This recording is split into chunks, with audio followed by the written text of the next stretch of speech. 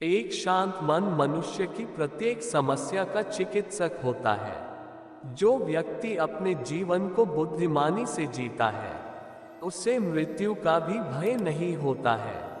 हर सुबह हम एक नया जन्म लेते हैं, इसलिए आज हम क्या करने वाले हैं ये बहुत जरूरी है।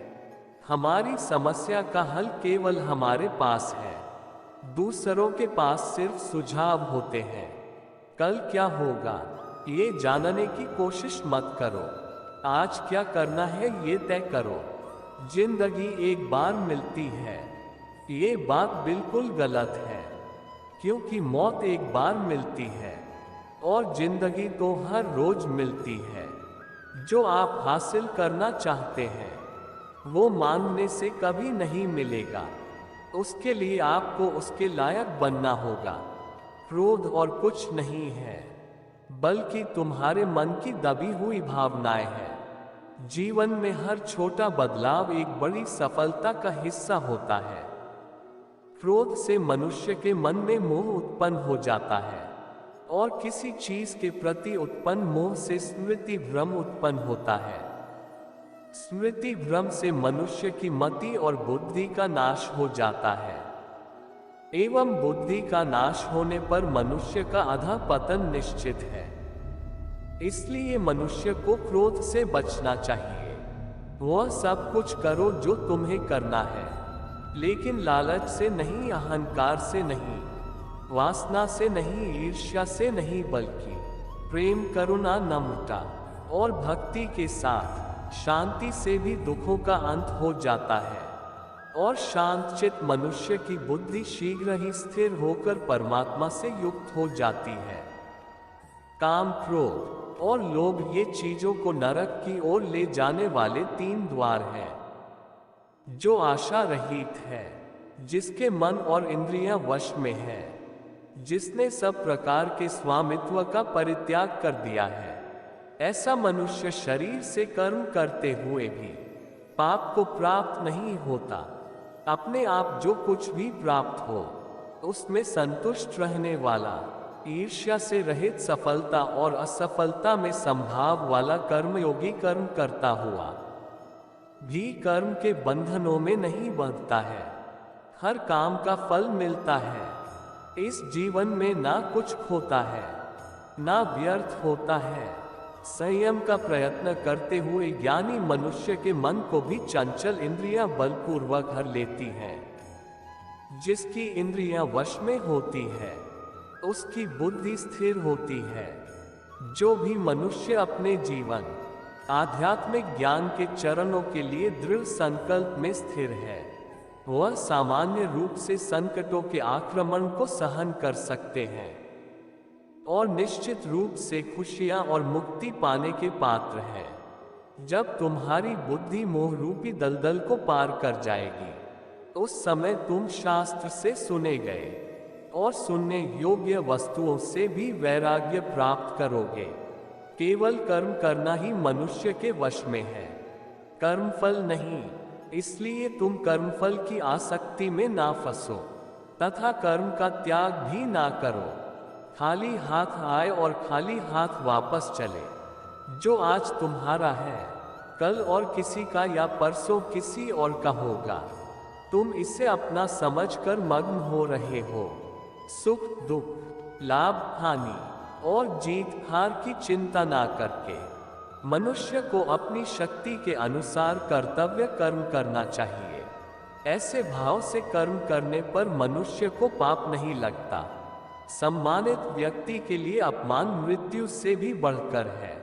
सभी प्राणी जन्म से पहले अप्रकट थे और मृत्यु के बाद फिर अप्रकट हो जाएंगे, लेकिन जन्म और मृत्यु के बीच प्रकट दिखते हैं। फिर इसमें सोचने की क्या बात है। परिवर्तन संसार का नियम है।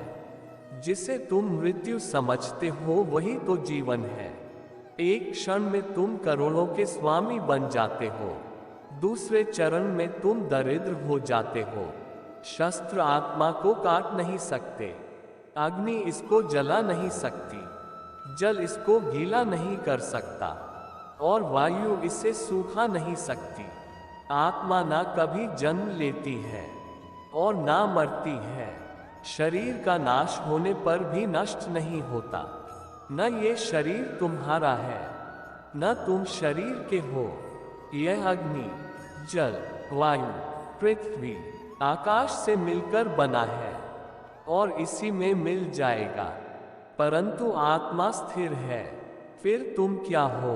तुम ज्ञानियों की तरह बातें करते हो, लेकिन जिनके लिए शोक नहीं करना चाहिए उनके लिए शोक करते हो। मृत या जीवित ज्ञानी किसी के लिए शोक नहीं करते। व्यक्ति जो चाहे बन सकता है, यदि विश्वास के साथ इच्छित वस्तु पर लगातार चिंतन करे। मैं काल हूँ, सबका नाशक। मैं आया हूँ दुनिया का उपभोग करने के लिए। कर्म उसे नहीं बांधता जिसने काम का त्याग कर दिया है। मैं उन्हें ज्ञान देता हूँ जो सदा मुझसे जुड़े रहते हैं और जो मुझसे प्रेम करते हैं। अप्राकृतिक कर्म बहुत तनाव पैदा करता है। अपने अनिवार्य कार्य करो, क्योंकि वास्तव में कार्य करना निष्क्रिय से बेहतर है। आत्मज्ञान की तलवार से काटकर अपने हृदय से अज्ञान के संदेह को अलग कर दो। अनुशासित रहो, उठो। लोग आपके अपमान के बारे में हमेशा बात करेंगे। सम्मानित व्यक्ति के लिए अपमान मृत्यु से भी बदतर है। श्री कृष्ण ने बुद्धिमान व्यक्ति की पहचान बताई है। इसके अनुसार सबसे समझदार और स्थिर बुद्धि वाला व्यक्ति वही है जो सफलता मिलने पर अहंकार में नहीं आता और विफलता मिलने पर गम में नहीं डूब जाता। समय कभी एक जैसा नहीं रहता।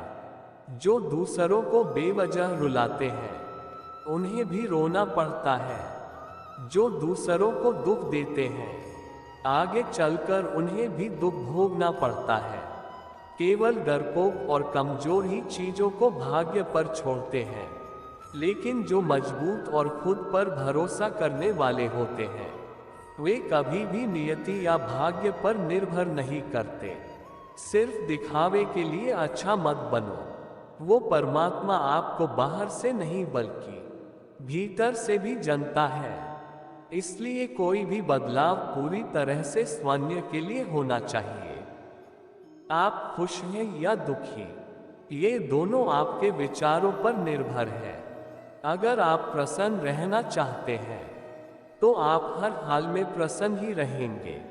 अगर आप अपने मन में बार बार नकारात्मक विचार लाएंगे तो आप दुखी ही होंगे। विचार ही हर व्यक्ति का शत्रु और मित्र होता है। कहते हैं किसी के साथ चलने से ना तो कोई खुशी मिलती है और ना ही लक्ष्य। इसलिए मनुष्य को सदैव अपने कर्मों पर विश्वास करते हुए अकेले चलते रहना चाहिए। गीता में श्री कृष्ण ने कर्मयोग, भक्ति योग और ज्ञान योग को ही कल्याण का प्रमुख साधन बताया है। कर्म के प्रवाह से संबंध का टूट जाना ही जीवन का लक्ष्य है और ये लक्ष्य उपर्युक्त तीनों मार्गों से प्राप्त हो सकता है। शब्दों में मत फंसना, भावनाएं समझ लेना। कुछ अलग पाने के लिए कुछ अलग करना पड़ता है। अपने सोचने का अलग नजरिया आपको अपनी परिस्थितियों को देखने का अलग नजरिया और अपने काम करने का एक अलग अलग तरीका ही आपको एक अलग और महान इंसान बना सकता है। ऐसी ही एक छोटी सी कहानी है। एक बार एक शिकारी शिकार करने के लिए जंगल में पहुंचा। उसने अपने तीर पर बहुत ही खतरनाक जहर लगाया और शिकार को निशाना बना करके उसने तीर को छोड़ा, लेकिन उसका तीर चूक गया और तीर एक पेड़ पर जा लगा। वह पेड़ बहुत ही हरा भरा और बहुत सारे तोते उस पेड़ पर रहते थे। जैसे ही वह जहरीला तीर उस पेड़ पर जाकर लगा, वह पेड़ धीरे धीरे सूखने लगा और उस पेड़ पर जो भी तोते रहते थे वह एक एक करके उस पेड़ को छोड़कर जाने लगे। उस बड़े से पेड़ के कोट में एक बहुत ही बूढ़ा तोता रहता था जो बहुत ही धर्मात्मा और अच्छे मन का था। सभी तोते उस पेड़ को छोड़कर जाने लगे थे, लेकिन वह बूढ़ा तोता जाता था, दाना लेकर के आता और उसी कोटम में आकर के बैठ जाता था, परंतु उस पेड़ को छोड़ने को तैयार नहीं था।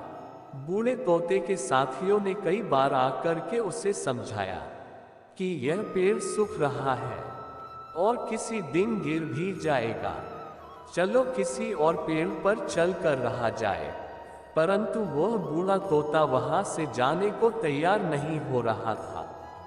अब ये बात देवराज इंद्र तक पहुंची। उन्हें बताया गया कि एक तोता है, वह जिस पेड़ पर रहता है उस पेड़ पर एक जहरीला तीर लगने के कारण सूखने, गिरने और खत्म होने के कगार पर आ पहुंचा है, और एक बूढ़ा तोता अभी भी वहीं पर रह रहा है। वह दाना लेकर आता है और वहीं पर रहता है, जबकि उस जंगल में बहुत सारे पेड़ हैं, लेकिन वह उसी पेड़ पर रह रहा है। देवराज इंद्र प्रकट हुए और उस बूढ़े तोते से कहने लगे कि आप बहुत धर्मात्मा हैं, बहुत ही अच्छे मन के हैं, लेकिन आप इस पेड़ को छोड़कर किसी और पेड़ पर चले जाइए, क्योंकि यह पेड़ कुछ ही दिनों में गिर जाएगा। तालाब के पास में बहुत से बड़े बड़े हरे भरे पेड़ हैं, बड़े बड़े कोटर हैं, उन पेड़ों पर फल भी लगे हुए हैं, उन्हें वहीं पर तोड़कर खा सकते हैं, परंतु यहाँ से आप चले जाए। तोता बोला, माफ कीजिएगा, इस पेड़ ने मुझे जीवन दिया है, शिकारियों से मेरी रक्षा की है, हर मौसम में मेरे साथ रहा है, ये कोटम मेरा घर है, यहाँ मैं पला बड़ा हूँ, इस पेड़ को मैं छोड़कर कैसे जा सकता हूँ? इस पर संकट आया है तो क्या मैं इसे छोड़कर चला जाऊं? मैं ऐसा कभी नहीं कर सकता। देवराज इंद्र तोते के इस बात से बहुत ही प्रसन्न हुए। उन्होंने तोते से कहा, मैं आपके इस बात से बहुत ही खुश हूँ, मांगो जो आपको मांगना हो। उस बूढ़े तोते ने कहा, मुझे बस इतना मांगना है कि जिस पेड़ ने मुझे जन्म दिया, जहां मैं रहा पला बड़ा, जिसे आप मेरा जन्मभूमि कह सकते हो, आप इसे फिर से वैसा ही हरा भरा कर दो जैसा ये था। देवराज इंद्र ने अमृत से उस पेड़ को सिंच दिया और पहले की तरह हरा भरा कर दिया। अब वापस से उस पेड़ पर आकर के बाकी तोते रहने लगे। वह बूढ़ा तोता कुछ समय तक और जिंदा रहा, फिर उसकी मृत्यु हो गई और वह स्वर्ग में चला गया। ये कहानी हमें सिखाती ये है कि जब भी किसी इंसान का बुरा दौर आता है तो मन से वह टूटा हुआ होता है, उसे किसी के सहारे की जरूरत होती है, किसी की आवश्यकता होती है। अगर आप ऐसे समय में उसे छोड़कर चले जाएंगे, उससे बात नहीं करेंगे, मुंह मोड़ लेंगे, तो आपसे बुरा कोई नहीं है, क्योंकि आप किसी के सुख का साथी बने या ना बने, लेकिन आपको हमेशा किसी के दैख का साथी जरूर बनना चाहिए। राधे राधे, राधे कृष्णा।